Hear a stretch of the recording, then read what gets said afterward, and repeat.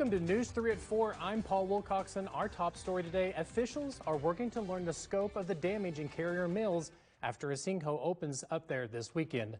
Now people living there are impacted. News 3's Waylon Walls-Parker spent the day there. She joins us with more. Hurricane Debby makes landfall along the Gulf Coast of Florida as a Category 1 storm. Forecasters warn this could lead to devastating flooding in Florida, Georgia, and South Carolina. For a closer look at the fourth named storm of the year, here's ABC meteorologist Samar Theodore. President Biden convening his national security team this afternoon. The topic of discussion, developments in the Middle East. Before the meeting, the president will hold talks with Jordan's King Abdullah. Those discussions coming a day after the king held talks with French President Emmanuel Macron about trying to de-escalate tensions in the region. Iran also vowed to take revenge against Israel after last week's assassination of Hamas political leader in Tehran. The U.S. now sending forces to the region to help protect Israel in case Iran acts on its threats. And just a reminder, tomorrow is a primary election in Missouri. There's a lot of important races on the ballot, including governor, secretary of state, and attorney general. In our region, there are several key state senate and house seats up for grab. For a full list of those races, you can head over to our website. That's WSILTV.com, and just click on the Your Voice, Your Vote tab. And speaking of elections, we're now exactly 3 months away from the general election. Vice President Kamala Harris is weighing her choice for a running mate, which experts say will have a big impact on the success or failure of her campaign. ABC's Jay O'Brien takes a closer look. The tech firm CrowdStrike is pushing back against Delta Airlines. Recently, Delta CEO threatened public litigation and accused CrowdStrike of not helping during a recent outage. Today in a letter, CrowdStrike's legal counsel rejects any allegations of negligence. The firm says Delta ignored its offers for help while other airlines were able to solve this issue much quicker. Delta canceled around 30% of its scheduled over 5 days, straining about 500 passengers. Elon Musk is going back to legal battles with the artificial agency's firm OpenAI. Musk first sued the company and its CEO Sam Altman in February. He later dropped it in June without explanation. Musk founded OpenAI back in 2015.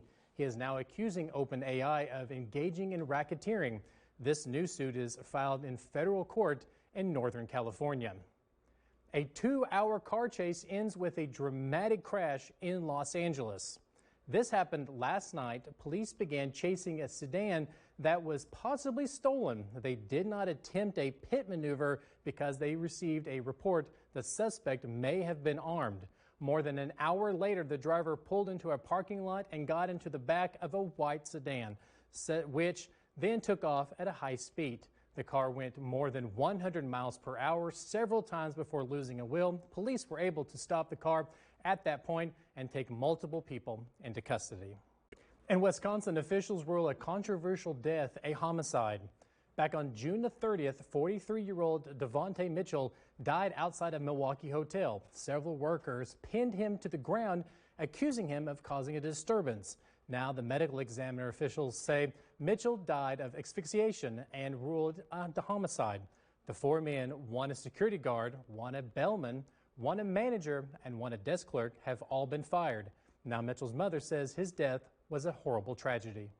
6 people are injured following a fiery crash on Interstate 57 in Jefferson County.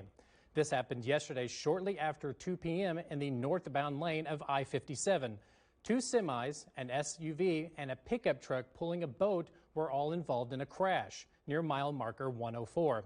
This resulted in several of the vehicles to catch fire. Officials report 6 total injuries taken to the hospital, both by ambulance and by helicopter. The crash is under investigation by the Illinois State Police.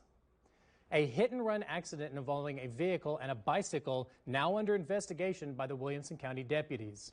Authorities say it happened last night around 1:30 on Route 149 in Hurst. According to deputies, the bicyclist went to the hospital in serious condition.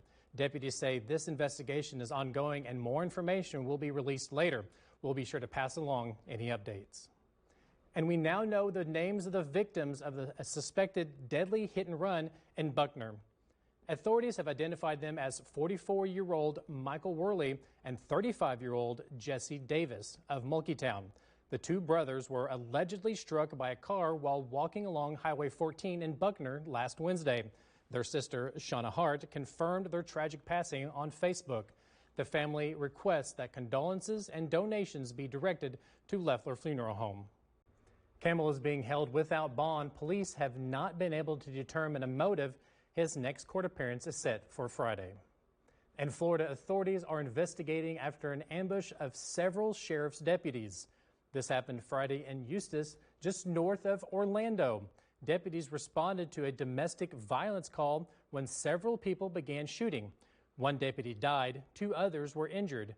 Other responding units were able to take control of the situation, killing 3 suspects accused of shooting at the deputies. Officials say the property had a lot of red flags.